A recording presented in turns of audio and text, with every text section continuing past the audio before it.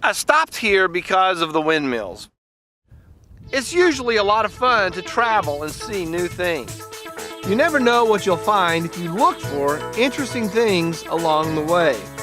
Just a trip to the next town up the road or the next neighborhood down the street. That might be all it takes to see different things, or at least to see things you've seen before in a different way.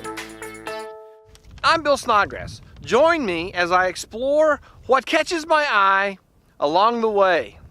Every time I drive through here, I get to thinking about some things related to energy and where it comes from and where it's going to come from. I like to tell people that back in the 70s when America experienced our first gasoline shortage, I began thinking about physics and maybe my place in it. And although I never actually ended up doing physics research, physics education has been a big part of my past and currently my present. And the idea that I think about when I see the windmills is the sustainability, the need for sustainable energy. Right now, currently, the United States depends on oil and gas and coal for the vast majority of its energy. It depends on oil, gas, and coal reserves, and no one will deny, or at least no one I've ever heard denies that those are things that are going to run out. And I've never read anything that says there is a mechanism by which oil or coal or gas are being replenished. So what happens is there's a fundamental law in physics called the law of conservation of energy that says energy can't be created or destroyed, it can simply change forms.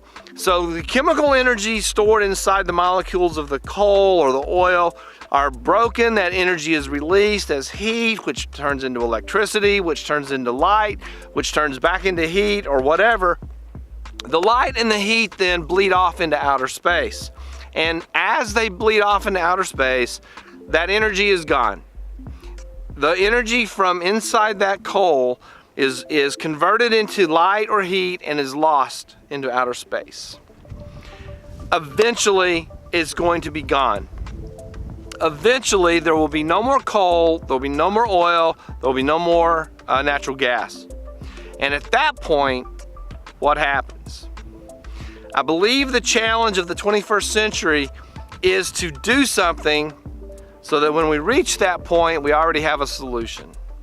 We need to figure out a way, we need to figure out some way of creating a sustainable energy source. So here's the thing. Solar energy comes from the sun, and the solar energy of the sun creates the wind currents. And so that energy is new energy coming from the solar system, coming from the star, coming from the sun into the planet. We convert that into energy, we convert that into electricity, we convert that into, and then the heat and the light bleed off into space. But it came from space in the first place, and we have a net zero. Energy comes in, we convert it, we use it, we convert it again, we use it again, we convert it again, we use it again, and eventually it bleeds off into space, but it came from space, net zero. That is a sustainable system. I'm standing in the middle of cornfields.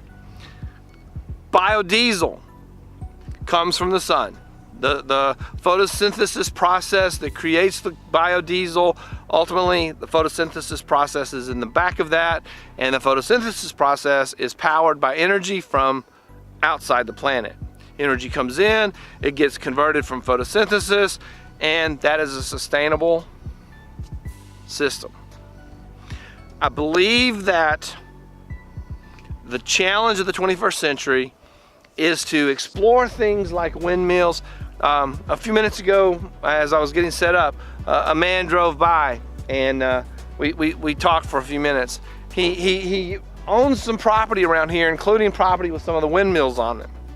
And he said that they're creating energy and they're selling the energy to the grid, and the energy that they produce here is distributed back east, far, far away.